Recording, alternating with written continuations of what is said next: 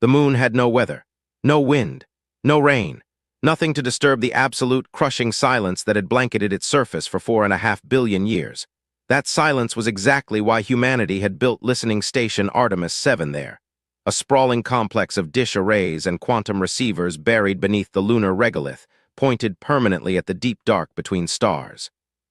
Its crew of 19 worked in rotating shifts, monitoring frequencies that had never once produced anything interesting. Most of them had stopped expecting that to change.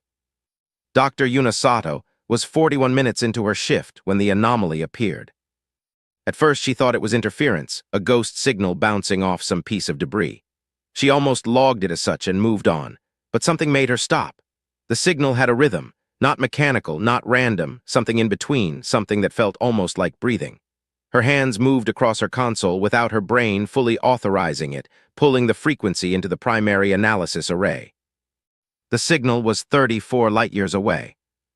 And it was getting stronger. She called her supervisor. Her supervisor called the station director. The station director looked at the data for 11 seconds and then reached for a phone line that most people at the station didn't even know existed.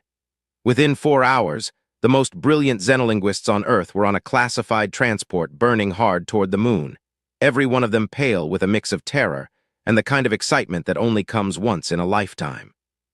They cracked the signal in 72 hours.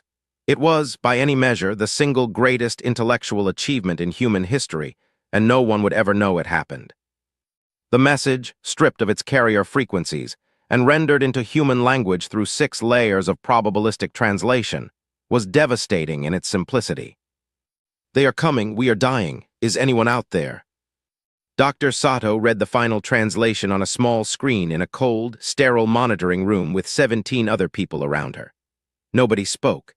The only sound was the soft hum of ventilation systems, and from somewhere near the back of the room, the quiet sound of someone trying very hard not to cry. Outside the reinforced windows, the Earth hung in the black, blue, and white and heartbreakingly beautiful, completely unaware that the universe had just knocked on its door. The Joint Interstellar Monitoring Council convened within 6 hours. It was a body most governments didn't acknowledge existed, funded through 17 different budget lines across 12 nations, and attended by people who had spent their entire careers preparing for exactly this moment while simultaneously praying it would never come.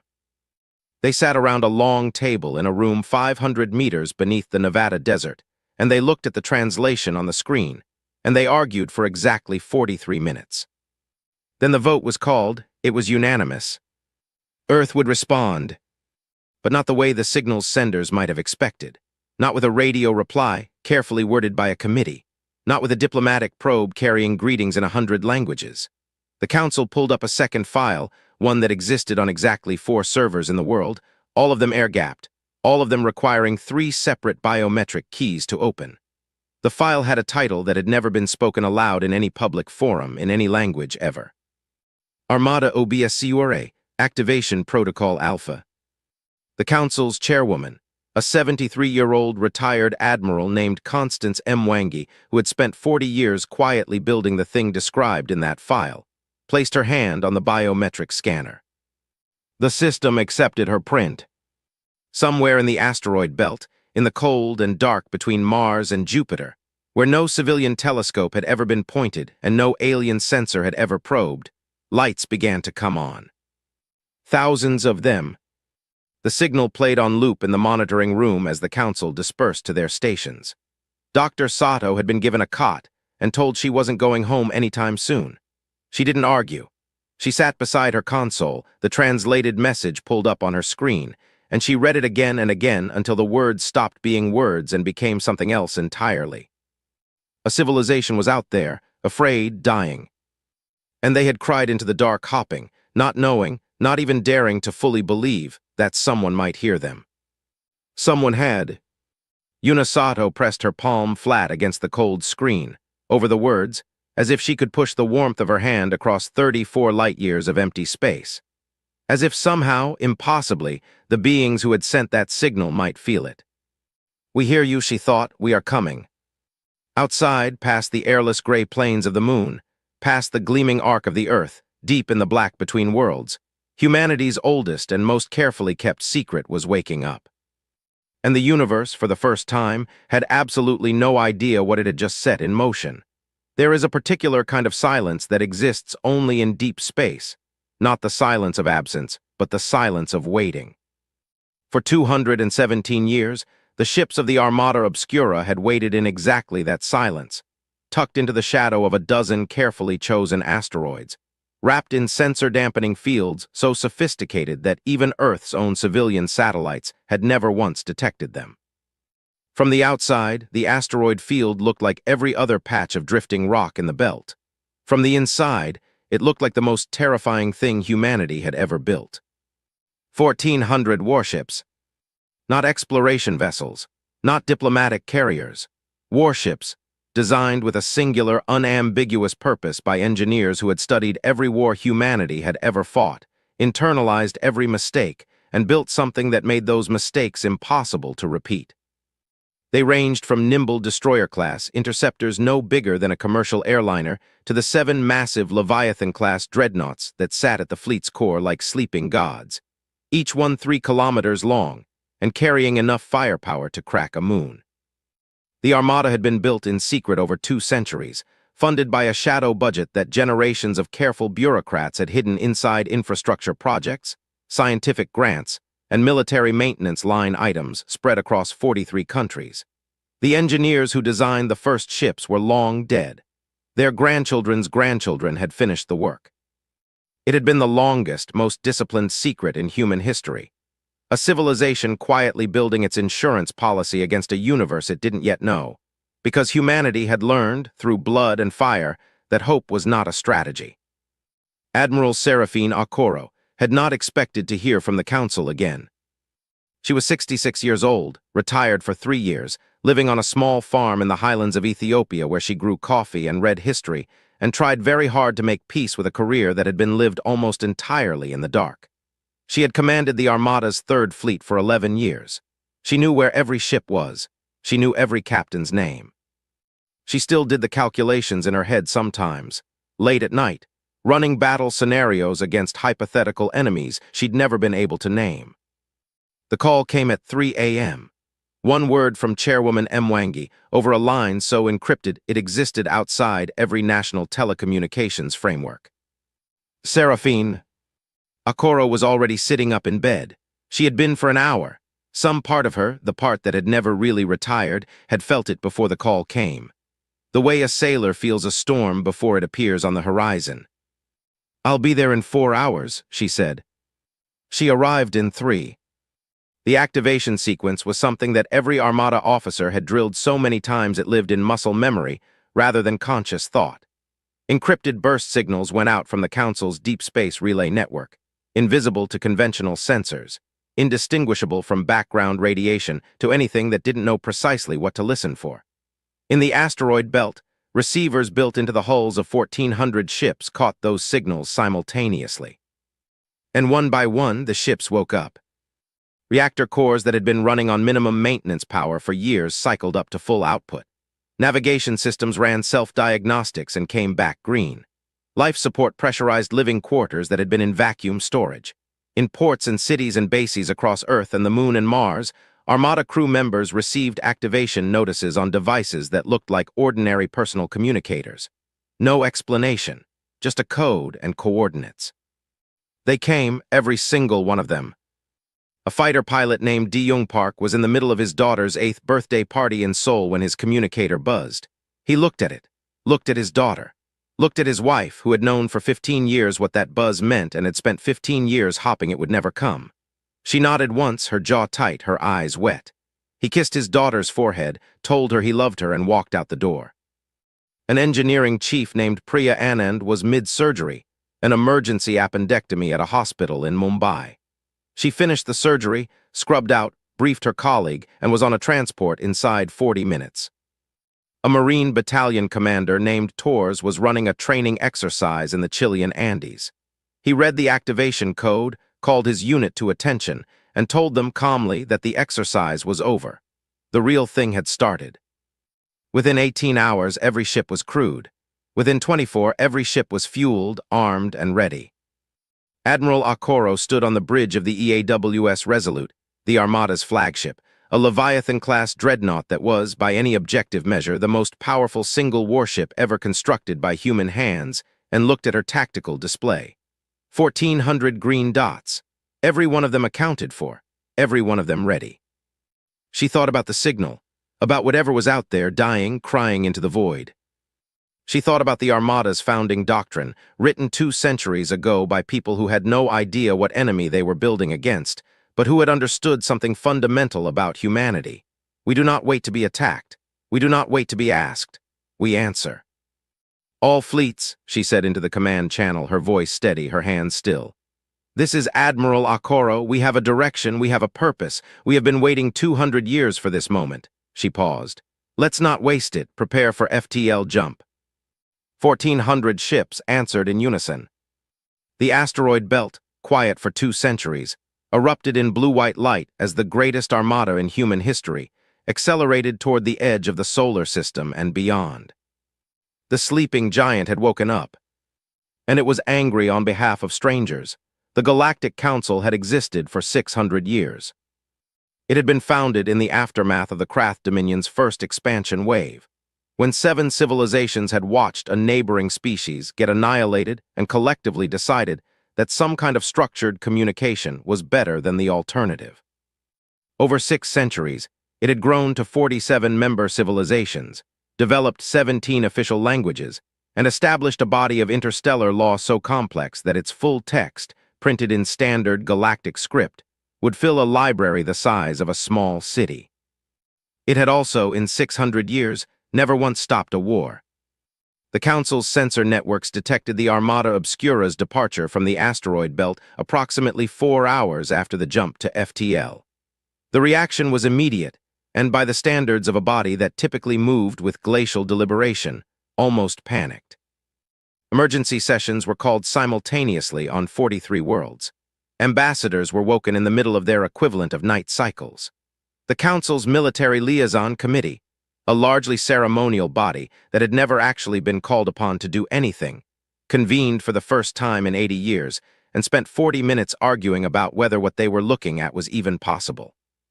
The numbers didn't make sense to them. Earth's files in the Galactic Registry were old.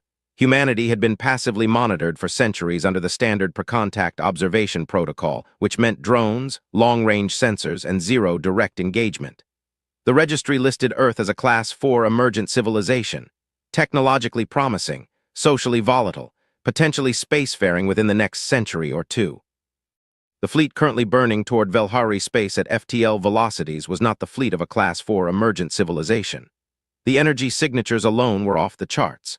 The Council's lead analyst, a Drenari named Sovthelin who had spent 80 years cataloging species in the Outer Arms, looked at the sensor data for a very long time and then said quietly in his native tongue, something that translated roughly as, "We have made a very serious mistake."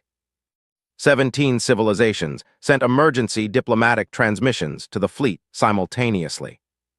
The Pelori Collective sent a formal legal notice, citing 17 articles of Galactic Council Charter law prohibiting unsanctioned military deployment in contested space. The Marin Assembly sent a warning that any human vessel crossing the Velhari system boundary would be considered an act of aggression. The Drenari Republic sent a carefully worded request, almost a plea, asking humanity to stand down and allow the Council to handle the situation through established diplomatic channels. The established diplomatic channels had watched the Velhari die for 6 months without doing anything. Admiral Okoro read every message. She had a staff of 40 people whose entire job was to manage exactly this kind of communication, and she gave them a single instruction: log them all, respond to none of them until I say so. Then she opened one channel herself, a direct line to the Galactic Council's emergency session, something she wasn't supposed to have access to, something that an Armada intelligence officer had quietly obtained 3 years ago for exactly this scenario. The Council chamber fell silent when her face appeared on their screens. They had not expected to see a human. They had not expected the human to look the way she looked, not frightened, not aggressive, not uncertain. Just calm, purposefully, almost terrifyingly calm. She spoke in standard galactic, a language that Earth wasn't supposed to know. Another thing logged in no official file. A civilization is dying. We are going to help them. Anyone who gets in our way will move or be moved. She closed the channel. The council chamber erupted. Voices in 17 languages overlapped into chaos. The Marin ambassador demanded action. The Pelori legal team began frantically reviewing articles of charter law to find something, anything, that could be used to legally compel the humans to stop. They found nothing. Humanity was not a council member. No treaty existed. No law applied.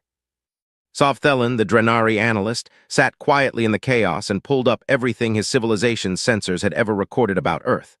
Wars, hundreds of them spread across centuries, humans fighting each other with a ferocity and creativity that had alarmed observers for generations.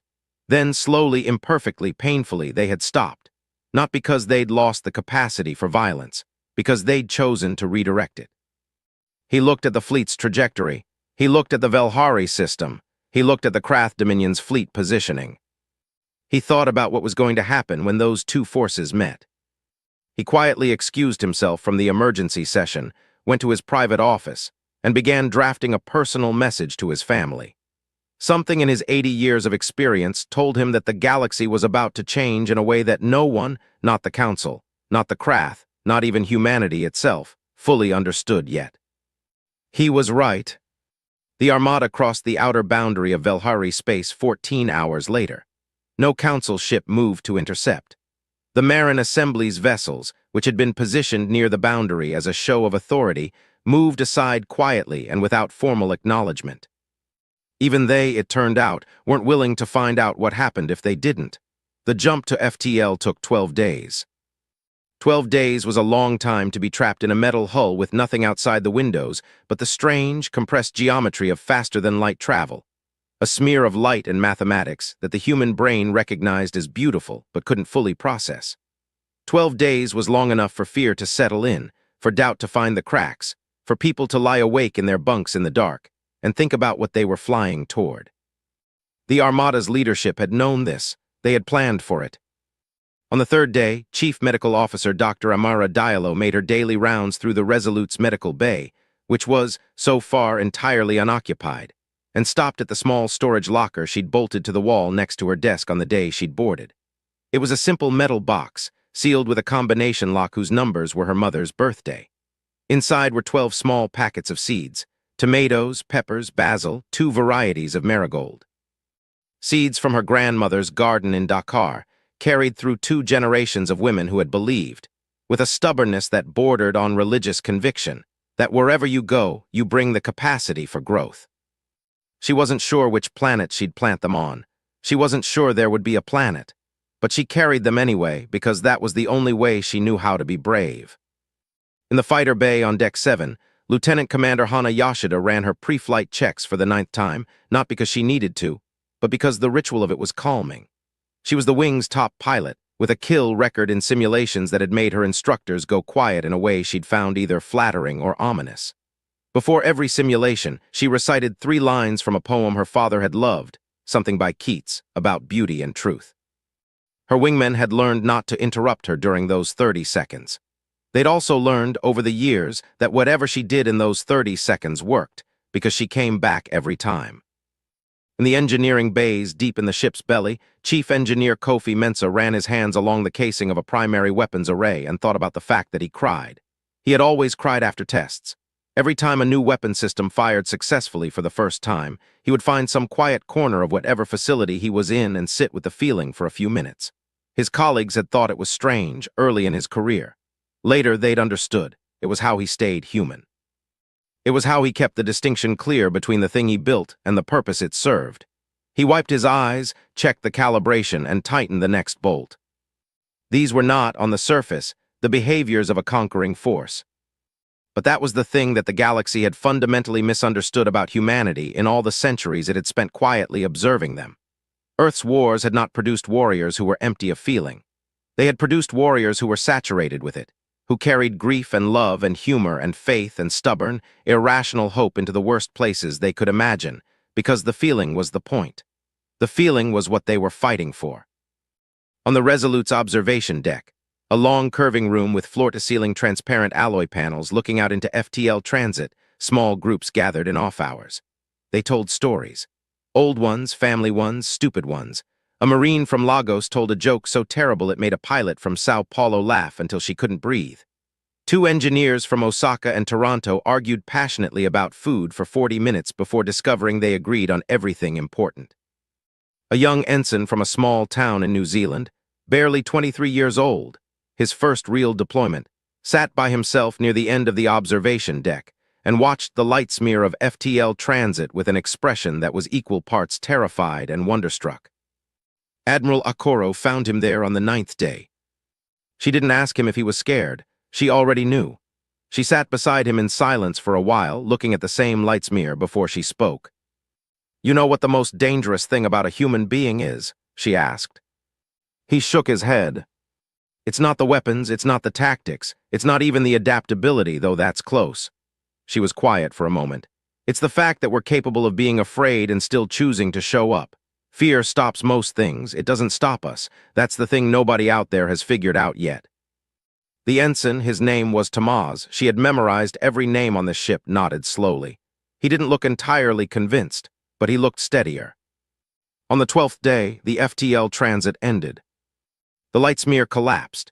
The stars reappeared, different stars, unfamiliar constellations, the sky of a part of the galaxy that no human eye had ever seen in real time.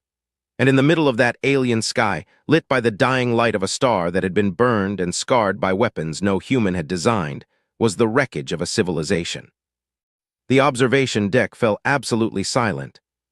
1,400 ships dropped out of FTL in perfect formation, and every human on every one of them looked out at what lay ahead and felt the same thing settle into their chests like cold iron. Not fear, not exactly. Resolve, no training prepared you for the smell. Of course, there was no smell in space. Vacuum was vacuum. But the human brain, presented with certain visual information, manufactured sensation anyway. Standing on the Resolute's bridge and looking at her tactical display, Admiral Okoro felt it. Something heavy and wrong at the back of her throat. The ghost scent of smoke and ruin that her mind conjured because her eyes couldn't process what they were seeing without attaching something physical to the horror of it. The Velhari system had once had 7 planets. 3 had hosted life. 2 of those had hosted civilization.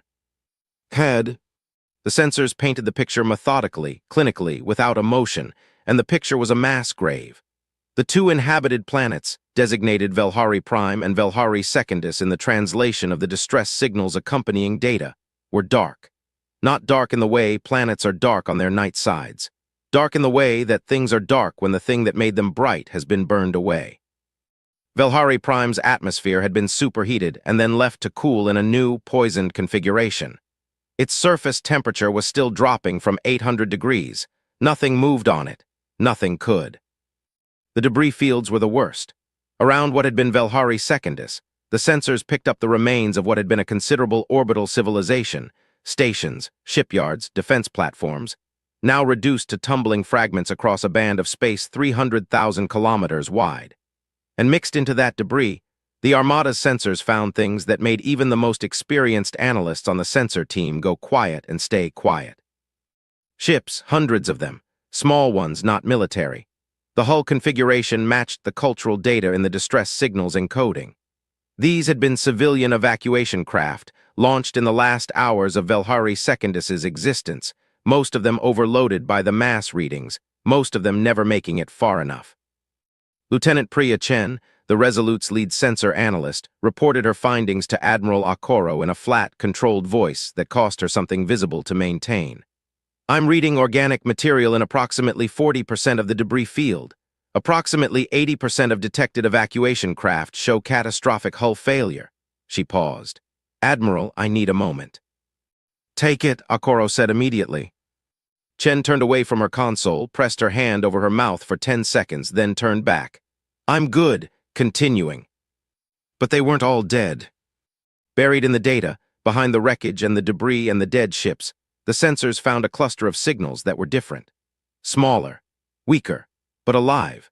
17 colony ships tucked behind the shadow of Velhari's outer gas giant, running on minimal power with every non-essential system shut down, maintaining total electromagnetic silence in the desperate hope that whoever had done this would decide there was nothing left worth finding and leave.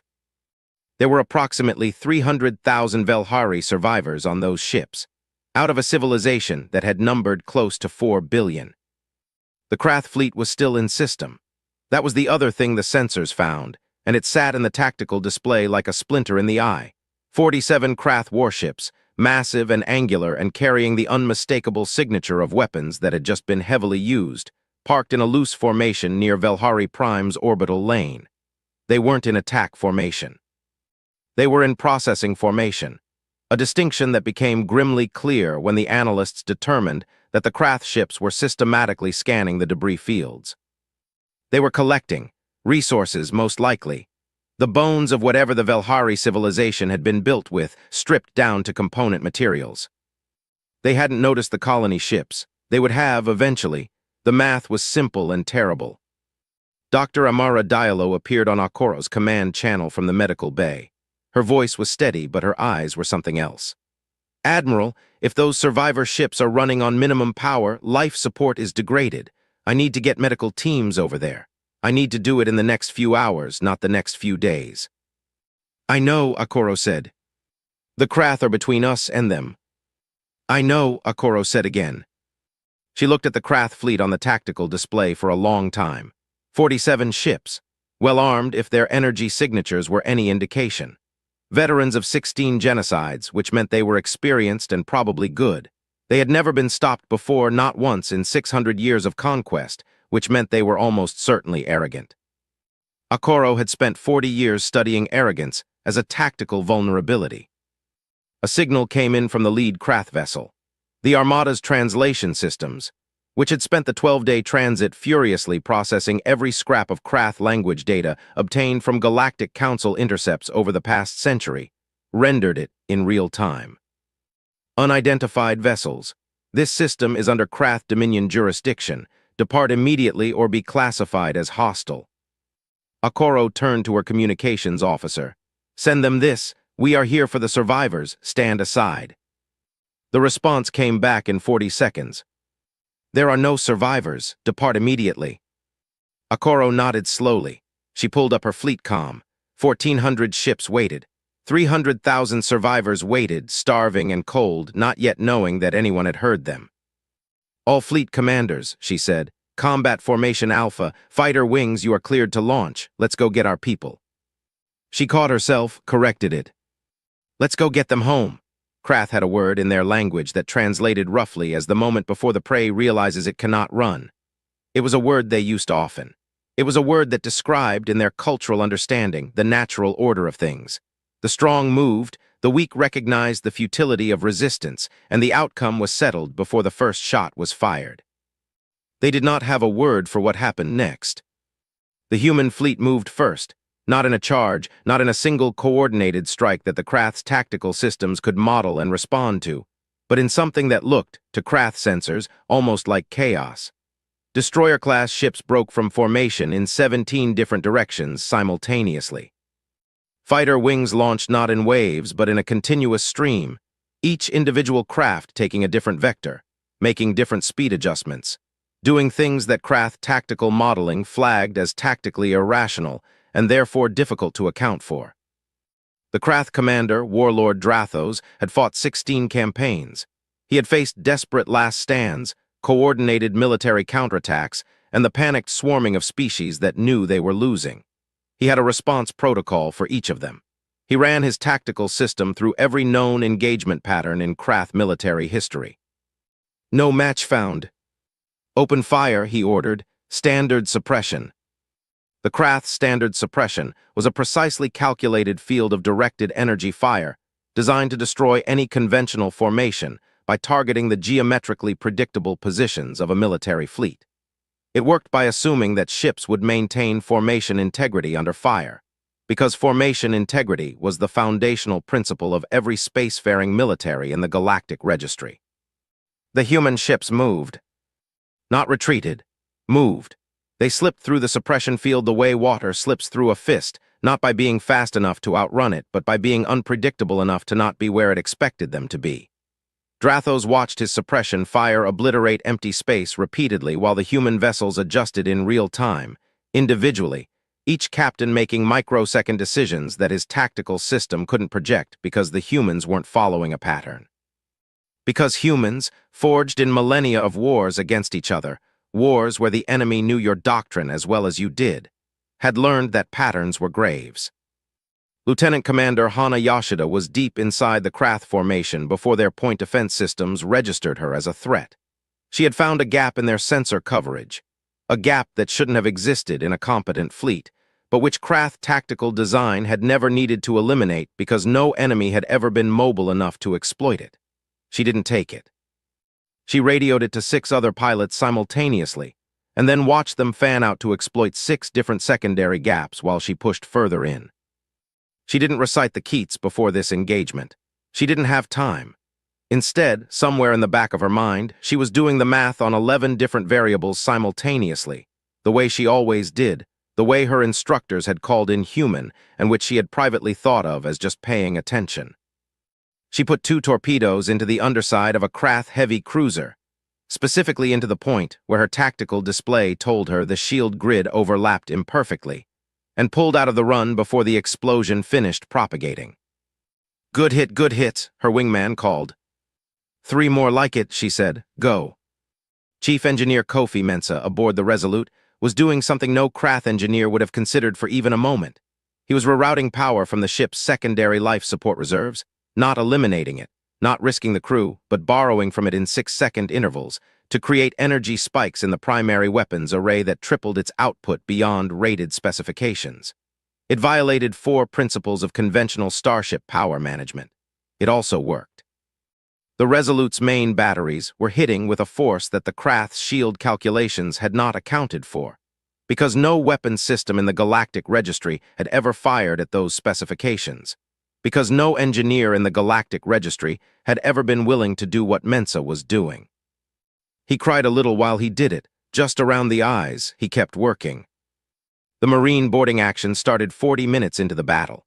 It began not through the Krath airlocks, which were defended, expected entry points, but through 17 simultaneous breaches cut directly through hull plating at points identified by the Resolute sensors as structurally vulnerable. The Krath defenders inside had positioned themselves to repel boarders from the airlocks. They were not positioned for boarders appearing through the walls. The fighting inside the Krath vessels was close, brutal, and fast. Human Marines had trained for close-quarters combat in gravity conditions ranging from 0 to double standard, in pressurized and unpressurized environments, against opponents ranging from smaller to much larger than themselves. The Krath were larger. They were stronger individually. They had never lost a boarding action. The Marines had a saying, not official, not in any manual, passed mouth to ear through generations of training. The only unfair fight is the one you lose. 6 hours after the first shots were fired, Warlord Drathos looked at his tactical display and saw something that had no precedent in Krath military history. 16 of his 47 ships were destroyed. 9 were disabled. 8 were boarded, and the outcome was not yet determined, but the trend was clear. His remaining ships were not in a winning formation. They were in a survival formation, and even that was deteriorating. He had one option left that the Krath recognized. He took it. The remaining Krath vessels turned and ran. On the bridge of the Resolute, nobody cheered immediately. There was a moment, 5, maybe 6 seconds of complete silence, as 1,400 ships and their crews processed the fact that it was over, that they had won, that the Krath were running. Then someone on the bridge, Akoro never found out who, started clapping. And within 10 seconds, the sound across every open comm channel in the fleet was deafening. Akoro let it go for 30 seconds. Then, medical teams, you are cleared to move. Get to those ships. Get them what they need. Dr. Amara Diallo's transport launched before Akoro finished the sentence. The first thing Amara Diallo noticed, when her medical shuttle docked with the largest of the Velhari colony ships, was the light. The Velhari were bioluminescent. In health, in warmth, in safety, they glowed, their skin shifting through soft colors the way shallow water shifts in sunlight. She had seen the cultural data from the signals encoding during the transit. She had seen what they were supposed to look like. What she found was something different. The 47,000 Velhari aboard the ship, The Aloverath, its name in their language, a word the translator rendered as something like the place where memory lives, were dim. Not dark, not dead, but faint.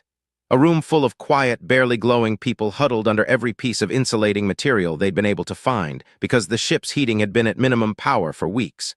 Children pressed against adults who pressed against the walls. Eyes large, dark-adapted, extraordinarily beautiful, tracked the human medical team as they came through the airlock. Nobody moved, nobody made a sound. Dialo had treated refugees before. Terrestrial disasters, off-planet mining accidents, a colony ship fire on Ganymede that she still dreamed about sometimes. She knew that the first thing you didn't do was rush. She stood in the airlock threshold and she waited, and she made herself as small and non-threatening as a woman in a military uniform carrying a medical case could make herself, and after a long moment she said, through the translator clipped to her collar, "My name is Amara. We're doctors. We're here to help." Silence, then, from somewhere in the back of the room, a sound she hadn't expected, a child's voice, a question rendered by the translator into, "Are you real?" Dialo's throat tightened. She crouched down to the child's height, even though the child was 30 meters away. "Yes," she said, "we're real." The child's glow brightened by a fraction, just a fraction. But it moved through the room, a soft pulse of returning light, person to person, like dawn moving across a landscape. The medical teams worked for 72 hours without stopping. They had brought everything. Dialo had compiled the medical supply manifest herself during the transit, working from the biological data encoded in the distress signal, synthesizing nutritional compounds compatible with Velhari biochemistry, preparing treatment protocols for conditions she'd had to model theoretically because no human had ever treated a Velhari before. Some of it worked perfectly. Some of it needed adjustment. She worked through every adjustment with the same systematic calm, and if she noticed that her hands were shaking during the worst of it, the children with advanced malnutrition, the elderly who hadn't responded to the first round of treatment, she simply steadied them and continued. 300,000 survivors. 300,000 people who were alive specifically, because a signal had traveled 34 light-years to a planet that hadn't even been looking, and those people had answered anyway. The weight of it was enormous. Dialo felt it in her chest every time she looked up from her work and saw the room, or the next room, or the next ship. She felt it the way you feel something that is both beautiful and almost unbearable, the way you feel standing at the edge of something vast, and knowing that you are very, very small, but that you showed up anyway, and that it mattered. 10 days after the battle, when the most acute medical crises had been addressed, and the Velhari were beginning to move with something approaching their own initiative again, Admiral Akoro came aboard the Aloverath alone. No guards, no staff, no ceremony. She walked through the ship in her uniform with her hands loose at her sides, and she nodded to the Velhari she passed, who regarded her with the careful, exhausted attention of people who had survived something that shouldn't have been survivable, and were still working out what world they now lived in. She was brought to the Elder. His name, the translator told her, would render in human language as something like Keeper of the First Stories, the closest equivalent being a combination of historian, priest, and oral memory guardian.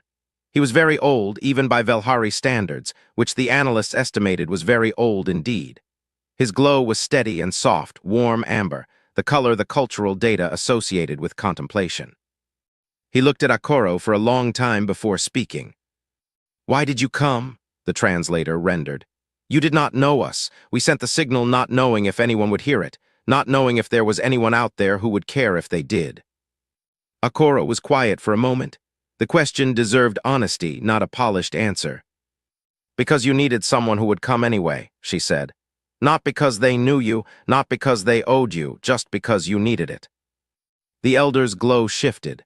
She didn't have the cultural vocabulary to read the shift precisely, but the translator offered a word: recognition.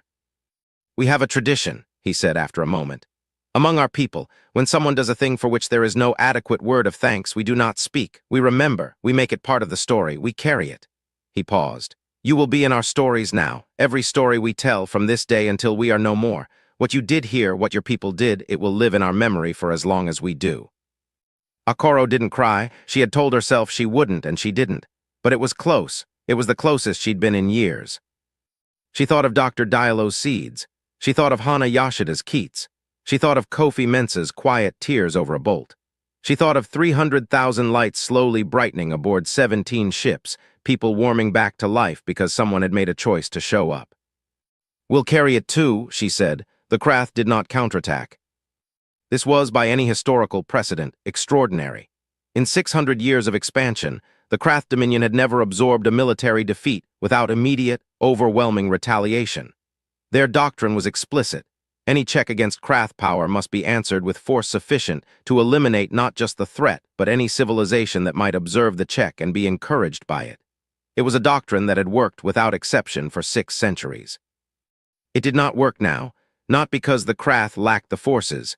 They had 12 other fleets, any one of which dwarfed what had been lost in the Velhari system. The retaliation could have come within days. Instead, every Krath intelligence asset in the known galaxy quietly pivoted to a single objective: understanding what had just happened. They studied the battle. Every piece of sensor data from every surviving Krath ship was analyzed. Tactical models were run and rerun. The Krath's greatest military theorists, beings who had designed the conquest doctrine that had destroyed 16 civilizations, looked at what the human fleet had done and found themselves in unfamiliar territory. It wasn't the technology, though the technology was more advanced than any exterior survey of Earth had suggested. It wasn't even the tactics, though the tactics were unlike anything in the registry. It was the combination of things that was difficult to model. The unpredictability that seemed to come not from randomness but from individual initiative operating within a coordinated framework. The willingness to sustain damage and continue. The boarding action methodology. The medical response that started before the battle was fully concluded. The fact that this fleet had traveled 34 light-years for a species it had never met, on the basis of a distress signal, and fought at full capacity on arrival. Conventional military modeling was built on the assumption that civilizations fought for resources, territory, survival, or dominance. The Krath theorists could not find a category for fighting for strangers. "They will do it again," one theorist concluded. "Whoever sends a signal, whatever the cost, they will go." The Council of Krath warlords sat with that assessment for a long time. They did not counterattack. The Galactic Council's response was faster and louder. 47 member civilizations convened a full emergency plenary session, the first in 300 years, and the debate lasted 11 days. Accusations flew at the Krath for the Velhari genocide, at the Council itself for its inaction, and from several delegations at humanity for acting without sanction, for revealing capabilities that violated the assumptions on which the entire registry was built. That last thread collapsed quickly. The Marin ambassador, who had made the most noise about human aggression in the immediate aftermath of the Armada's departure, sat very quietly during the plenary and said almost nothing. She had been one of the civilizations that had received advance warning about the Velhari attack through Council intelligence channels. She had voted, 11 months ago, to classify the Krath's movements as a localized territorial dispute and declined to escalate. She did not volunteer this information during the session. Someone leaked it on the 14th day. Her ambassador status was suspended pending review. The Council, in the end, did the only thing it could do. It sent a formal diplomatic delegation to Earth. Not a delegation of equals exactly. Something more careful than that. Something that recognized what the Armada Obscura's existence meant, what the battle in the Velhari system meant, what the simple and stunning fact of 300,000 survivors meant. They came with their arguments carefully prepared, their legal frameworks polished, their diplomatic vocabularies ready. They were met by Chairwoman Mwangi in the same room, 500 meters below Nevada, where the activation vote had been taken. She offered them tea. She was perfectly polite. She listened to everything they said. Then she told them what humanity wanted in return for becoming part of the galactic community. A seat on the Council, permanent protected status for the Velhari, and an immediate coalition response framework obligating member civilizations to respond to genocide with action rather than deliberation. The delegation had not expected specific demands. They had expected apology or defensiveness or a request for validation. They reconvened privately for 6 hours. Then they agreed. All 3 demands. Sovthelin, the Drenari analyst, watched the outcome from his office and felt something that his species called Keth Savar. Roughly, the satisfaction of a prediction confirmed, mingled with a solemn awareness of consequences. He had been right. The galaxy had changed. He had written in his personal log on the day the Armada launched that the outcome would be either catastrophe or transformation, and that he suspected the universe had too long confused the two. On the New World, a temperate, uninhabited planet in a neighboring system, provided by council member vote, with human vessels making the first resupply runs, the Velhari began to build. Slowly, painfully, with the specific, particular grief of people who know exactly what they have lost and are choosing, despite that knowledge, to continue. The first structures were simple: shelters, water processors, the basic infrastructure of survival. But within weeks, something else began to appear. Arches, carved markers, the beginnings of a monument. The keeper of the first stories led the construction of a memorial that had no human equivalent. Not a wall or a tomb, but something the translator struggled with, settling eventually on a place where the weight of what happened is given a shape so it can be carried. At the center of the memorial, in Velhari script, was the original distress message. And beside it, in 17 languages, one for each council civilization that had initially refused to act, added as a kind of reckoning, the message was repeated. And beneath it, in Standard Galactic, 2 words that the Elder had added himself. Someone came. Back on Earth, Dr. Unisato returned to Artemis 3 months after the battle. Her station had become famous, quietly, in classified circles, as the place where everything had changed. The dishes were the same. The console was the same. The hum of the ventilation systems was the same. She sat down at her station at the start of her shift and ran the standard checks. Then she did the thing she hadn't done since the first signal. She let herself just listen.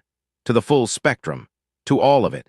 The background hiss of the universe, the radio signatures of pulsars, the deep electromagnetic rumble of existence itself. It was on the 19th day of her return rotation that the new signal came in. Not a distress signal this time. Different, cleaner, stronger, broadcast on every known frequency simultaneously in Standard Galactic and 17 other languages, and one that the translation systems were still working on. It was the Velhari, broadcasting from their new world to every civilization in the known galaxy, not asking for help, not reporting a threat, just speaking, telling the story. The whole story, from the attack to the silence to the signal to the answer that had come. And at the end of it, simple, clear, received by every listening station in 100 star systems simultaneously. If you are out there, if you are afraid, if you need someone, send the signal. They will come. Unisato sat in her quiet room on the dark side of the moon and listened to the Velhari broadcast the story of humanity to the galaxy. Her hand found the console again, the same console, the same cold screen, and she pressed her palm flat against it, the way she had on the night of the first signal. In 1,000 listening stations across 100 star systems, other hands, appendages, sensors, biological receivers of 100 different configurations, received the same broadcast. In military councils and civilian forums and private homes on 47 worlds, beings that had never thought about Earth before now thought about it. Some of them were afraid. Some of them were relieved. Some of them felt something they had no precise word for, that complicated, aching, luminous thing that happens when you hear about a good act done in the dark by someone who didn't have to. And in the war rooms of the Krath Dominion, where 12 fleets sat idle and the greatest military theorists of a conquering empire stared at their models and found no clean answer, one old warlord finally said what they had all been thinking for 3 months. We have been ignoring them for a very long time. He was right. The galaxy had been watching Earth for centuries, cataloging it, filing it under emerging, volatile, not yet relevant. Earth had been watching back, learning, building, becoming. And now, on a new world 34 light-years from the ruins of an old one, 300,000 lights glowed steady and warm in the dark. Not the dim, frightened light of survival anymore, but something brighter. Something that knew it had been seen. Something that knew it was no longer